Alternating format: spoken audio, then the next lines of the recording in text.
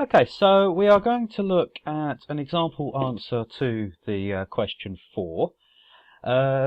Just before you start, you might want to have the mark scheme and this document, which is the paper 1 question 4 marked example level 1/2, open in front of you as you complete this.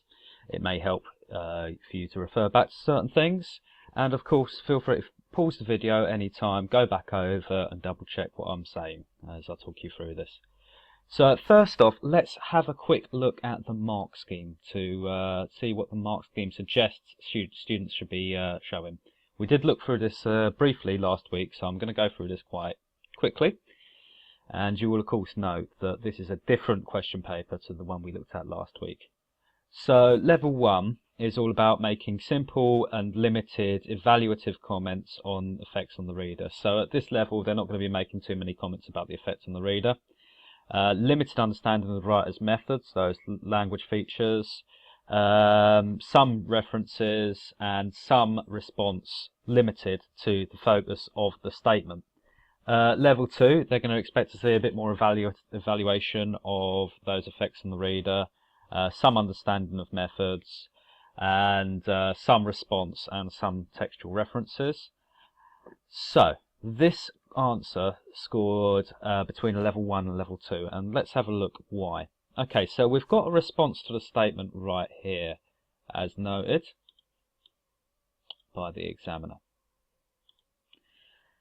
So the examiner's given them a mark, probably a level 1 or a level 2, because it is, at the moment, it's just a response. So they're saying they do agree to some extent, which is a fair response, but only if they've backed it up.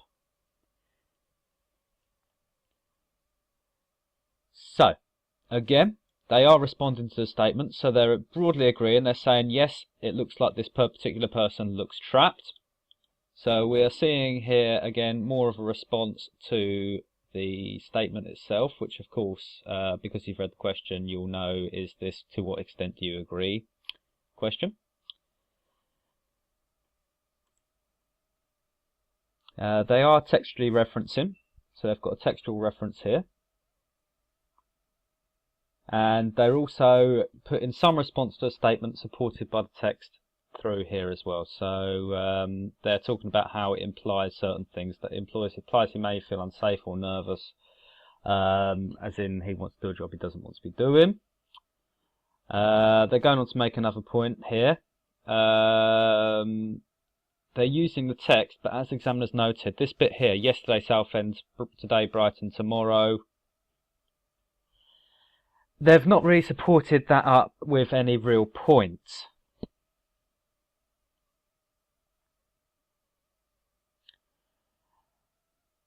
And again, this bit here isn't particularly relevant.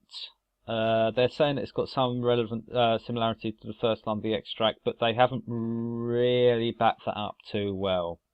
And that's not particularly relevant either, because it suggests that he doesn't know what he's doing with his life, and this could make him feel anxious. Well, if you read the extracts, which I hope you will in a bit, you'll note that actually the text doesn't really support that. It's more that he's feeling hunted, that he's feeling trapped under pressure. They've mentioned a method, so they've pulled out repetition to further explain this. The author keeps referring to Hal's inky fingers and bitten nails.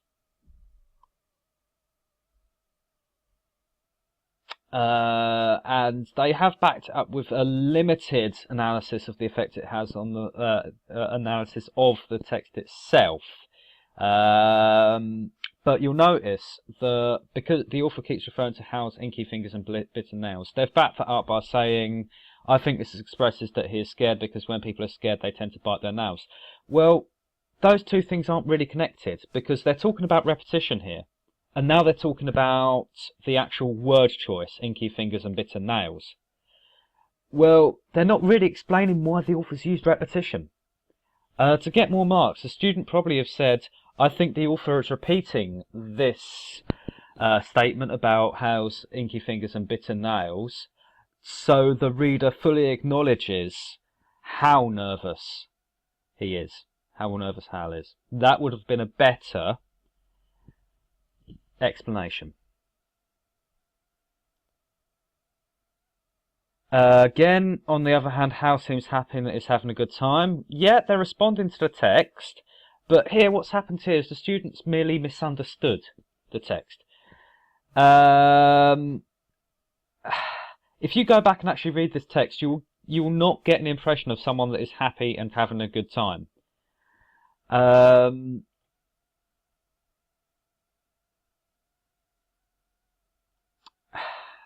Not overly relevant either. They're really stretching and they haven't really hit the mark here. Yes, he's drinking his gin and tonic, but if you actually read the source text itself, that's a very small part of it, and it's not particularly relevant really. It does not indicate that this is a happy person having a good time at all. So let's see what the examiners put here. So they've put all level 1 with some response to a statement supported by textual references from level 2. 7 marks. So they've said that they shows that they can think about the statement and select some textual references they can use to support their key ideas. So yeah, they can think about the statement, they've proven that, but they're only doing that at about a level 1. And they're using textual references at about a level 2. The thing that's really tripped the student up is there's only a simple mention of one method. You're going to have to pick out more than one method to answer this question. It is exemplified, the effect is not really considered in relation to the reader, and that is where the student here has really fallen down. They have not considered the method in relation to the reader. They have not considered the effect of the method on the reader. So I hope this helps, and we will look at the other question, the other answer rather, next.